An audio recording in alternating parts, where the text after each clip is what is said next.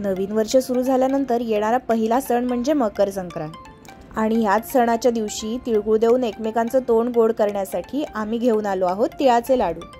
बरेच जण हे लाडू बनवायला घाबरतात, कारण जर लाडूचा पाक फसला तर एकतर हे लाडू कडक होतात, नाहीतर वळताच येत नाही। म्हणूनच आम्ही आजच्या या व्हिडिओमध्ये योग्य प्रमाणासह परफेक्ट लाडू कसे बनवायचे ते दाखवले आहेत।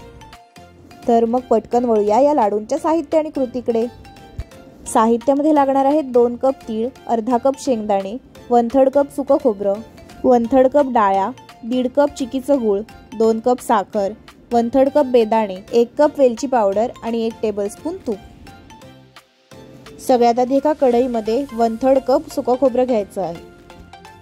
आपण हे सुकं खोबरं मंद आचेवरच भाजून घेणार आहोत। इथे तुम्ही सुकं खोबरं किसून घेण्याऐवजी खोबऱ्याच्या अगदी बारीक कातळ्या करूनही घेऊ शकता। साधारणपणे 1.5 ते 2 मिनिट आपण हे असंच सुकं खोबरं भाजून घ्यायचं आहे। अशा प्रकारे सुकं खोबरं खमंग भाजून घेतल्यामुळे त्याची लाडूला चांगली चव येते। हे बघा, साधारणपणे इतपतच आपल्याला हे सुकं खोबरं भाजून घ्यायचं आहे। आता या स्टेजला आपण गॅस बंद करूया। आता आपण एका कढईमध्ये पांढरे तीळ भाजून घेणार आहोत।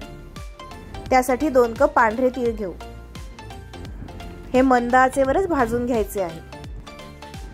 लक्षात ठेवा, अशा प्रकारे सतत परतून सर्व बाजूनी भाजून घ्यायचे आहेत, नाहीतर हे तीळ काही बाजूने जास्त भाजले जातील आणि काही बाजूने कच्चे राहतील।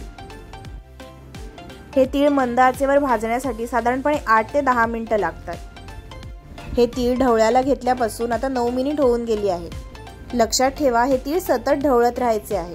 आता आपण बघू शकतो तिळाचा रंगही थोडा बदलला आहे। हे असे पिवळसर रंगाचे झाले आहेत आणि अगदी मस्त खमंग वास येतोय। तीळ तर छान भाजून झाले आहेत। आता या स्टेजला गॅस बंद करूया। हे तीळ थोडे कोमट होऊ देऊ आणि मग त्यामध्ये बाकीचं साहित्य ऍड करू। आपण मगाशी जे पांढरे तीळ भाजून घेतले होते ते आता थोडे कोमट झाले आहेत। त्यामध्ये ऍड करू 1/3 कप भाजलेल्या डाळ्या। मगाशी आपण जे सुकं खोबरं भाजून घेतलं होतं ते थोडं चुरून घेतलं आहे। हे 1/3 कप सुकं खोबरं ऍड करू। आता आपण यामध्ये अर्धा कप शेंगदाणे ऍड करणार आहोत। हे मिक्सरला लावून थोडे जाडसरच वाटून घेतले आहे। त्यानंतर आपण यामध्ये 1/3 कप बेदाणे ऍड करणार आहोत। हे ऑप्शनल आहेत, जर तुम्हाला आवडत असतील तर तुम्ही ऍड करू शकता। आता ऍड करू 1 टीस्पून वेलची पावडर। आता ह्या सर्व गोष्टी ऍड करून झाल्या की आपण चमच्याच्या सहाय्याने या सर्व छान मिक्स करून घ्यायचे आहे। या रेसिपीमध्ये सांगितलेली साहित्य कृती जर तुम्ही स्टेप बाय स्टेप फॉलो केलीत तर तुमचे लाडू कधीच फसणार नाही। अगदी योग्य प्रमाणाने ही लाडू बनतील आणि सर्वजण आवडीने खातील। मेन म्हणजे या लाडूसाठी पाक महत्त्वाचा असतो। आता आपण बघूया हा पाक कसा बनवायचा ते। आता आपण पाक बनवायला घेऊया। त्यासाठी एका कढईमध्ये 1 टेबलस्पून तूप घ्यायचं आहे। आता आपण यामध्ये चिकीचा गूळ ऍड करणार आहोत। 1.5 कप चिकीचा गूळ ऍड करूया। आपण मगाशी जे तीळ, शेंगदाणे, खोबरं आणि डाळ्या यांचं जे मिश्रण बनवलं होतं ते 3 कप एवढं भरलं। त्याच्या निम्मा म्हणजे 1.5 कप एवढा चिकीचा गूळ ऍड केला आहे। आता आपण मीडियम गॅसवर ठेवून हे गूळ वितळवून घेऊया। हे पूर्ण लिक्विड फॉर्म मध्ये झालं की नंतर मग आपण गॅस कमी करायचा आहे। तर साधारणपणे 2 मिनिट होऊन गेली आहेत। हा गूळ विरघळायला सुरुवात झाली आहे। हा गूळ संपूर्ण विरघळेपर्यंत थोडा वेळ लागतो, त्यामुळे असंच थोडा वेळ ढवळत राहू। गूळ विरघळवायला घेतला तेव्हापासून आता साधारणपणे 5 मिनिट होऊन गेली आहे। गूळ तर संपूर्ण विरघळला आहे।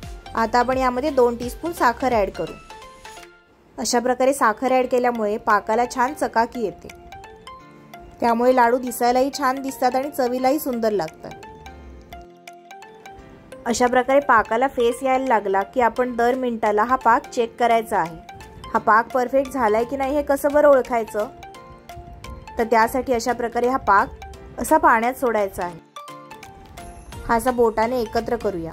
हा गुळाचा पाक बघितला तर असा थोडा जेली सारखा वाटत आहे। हा पाक अशा प्रकारे संपूर्ण गोळा करून त्यानंतर हा डिश मध्ये टाकल्यावर खट्ट असा आवाज आला पाहिजे। आपला पाक अजून रेडी होणं बाकी आहे, त्यामुळे साधारणपणे अजून 1 मिनिट आपण हे असंच ढवळून घ्यायचं आहे। आता हे ढवळून घेऊन साधारणपणे 1 मिनिट होऊन गेलेलं आहे।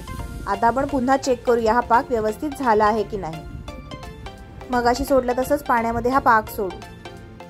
आणि हा पाक बोटाच्या सहाय्याने असा एकत्र करू। अशा प्रकारे हा एकत्र करून त्याचा गोळा बनवून घेऊ। मगाशी म्हटलं तसं टाकल्यानंतर याचा खट्ट असा आवाज आला पाहिजे। आता आपला पाक रेडी झालेला आहे, तर गॅस बंद करूया। मगाशी आपण जे तीळ, डाळ्या, शेंगदाणे आणि खोबरं याचं जे मिक्सचर बनवलं होतं ते यामध्ये ऍड करूया। हे ऍड केल्यानंतर पटापट ढवळून घ्यायचं आहे। लाडू बनवताना ही स्टेज खूप महत्त्वाची आहे। हे अशा प्रकारे पटापट मिक्स करून सर्व बाजूनी एकजीव करून घ्यायचं आहे। हे मिश्रण गरम असतानाच आपल्याला लाडू वळून घ्यायचे आहे, त्यामुळे अशा पद्धतीने आधी हे सर्व चांगलं मिक्स करून घेऊया। पाकामध्ये हे सर्व मिक्सचर एकदम व्यवस्थित प्रकारे मिक्स व्हायला पाहिजे। हे छान मिक्स झालं की मग लाडू वळायला घेऊ। अशा पद्धतीने आपण एकसारख्या आकाराचे लाडू बनवू शकतो। जर तुम्ही पहिल्यांदा हे लाडू बनवत असाल तर अशा प्रकारे चमच्याच्या सहाय्याने माप घेऊन त्यानंतर आपण हाताच्या सहाय्याने हे वळून घ्यायचे आहे। त्यामुळे हाताला जास्त चटकाही बसत नाही आणि असे छान लाडू बनवता येतात। हे तिळाचे लाडू गरम असतानाच वळून घ्यायला लागतात, त्यामुळे हाताला चटका बसत असेल तर थोडंसं हाताला पाणी लावून घ्यायचं आहे आणि मग वळायचं आहे। बघा, मस्त असा तिळाचा लाडू तयार झाला आहे। आता समजा जर तुम्ही जास्त क्वांटिटीमध्ये लाडू बनवत असाल आणि तुम्ही एकटेच असाल आणि सारण घट्ट झालं तर घाबरायचं काही कारण नाही। पुन्हा हे मंद गॅसवर ठेवायचं आहे आणि हे गरम झाल्यावर थोडंसं नरम झालं की मग लाडू वळायला घ्यायचे आहे।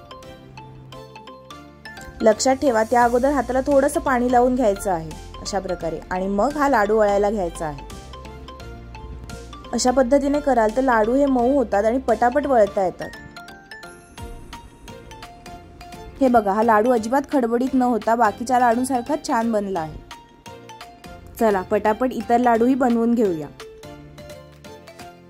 तुम्ही बघू शकता आपलं सर्व सारण वापरलं गेलं आहे, अजिबात वेस्ट झालं नाहीये। बघा, या साईजचे 45 तिळाचे लाडू बनवून तयार आहेत। असे 2 कप तिळाच्या प्रमाणात 45 तिळाचे लाडू आरामात बनवता येतात। काय मग, येत्या मकर संक्रांतीला अशा प्रकारे तिळाचे लाडू करून बघाल ना? जर एकदा करून बघितले तर आमची खात्री आहे की मकर संक्रांत असो वा नसो अशा प्रकारे तिळाचे लाडू तुम्ही वारंवार करून बघाल। येत्या मकर संक्रांतीसाठी तुम्हाला खूप खूप शुभेच्छा। तिळगुळ घ्या आणि गोड बोला। आणि हो, तिळाचे लाडू पूर्वजाच रेसिपीचेच बनवा। हे लाडू अशा प्रकारे जर बरणीत स्टोअर केले तर 1-2 महिन्याला काही होत नाही। मात्र हे चवीला इतके सुंदर लागतात की केल्या लवकर फस्त होतील हे मात्र नक्की।